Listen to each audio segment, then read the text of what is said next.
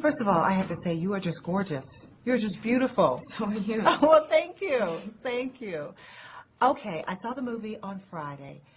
This is going to be big. Are you anticipating, the fans just going absolutely crazy, especially over the hot vampires in the movie? Right. Yeah. Well, they're already going crazy over the hot vampires. Right. Yeah. Hopefully. I mean, it's a very passionate book, so it makes sense that the audience would be like as hardcore. Right. And you hadn't read the books before, right? Mm-mm. Was that by design? Did you just not want to have any preconceived notions about who the character was?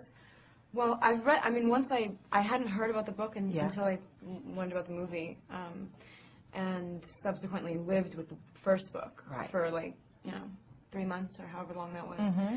And I haven't been able to move on. It was just too much. It's like you have to live something for, that amount of time, and it's so heightened all the time. And it's so strained all the time. I couldn't. I needed some breathing room. Because it seems like when you get into this character, you can't leave her, right? You have to really, really just live her every day. Would you say?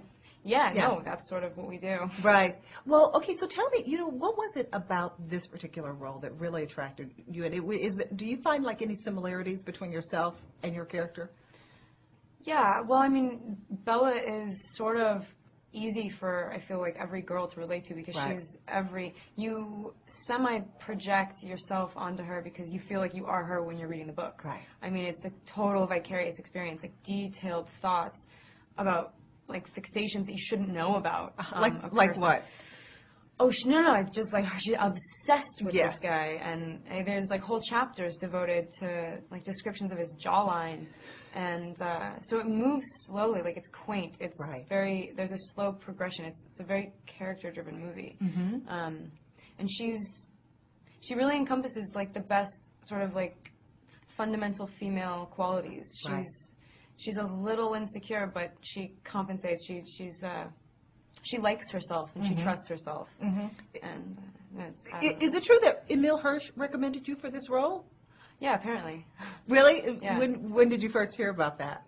Catherine said something at the audition. She just said, it's weird. We're a very incestuous group. We all knew each other through other people. So it was Emile said you. I don't know how it went down exactly, but I think they talked about it.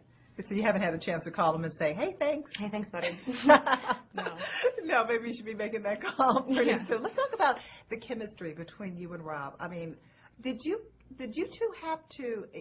Does that just happen, or do you have to work on it? Or when you guys first started shooting your scenes, did you just instantly know that you are going to have just such amazing chemistry?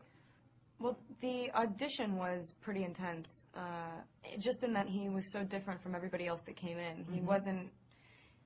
Thoughts were going through his head, and you could see them, and he wasn't just fixated on looking a certain way, posing and being, the handsome vampire that he's supposed to be. And you could feel real pain. To live 108 years alone, you're not going to be the perfect guy. Right. And he was the opposite of that. And he's also very responsive. He sees and he listens, and that's very important. That you're not acting in a scene by yourself. Right.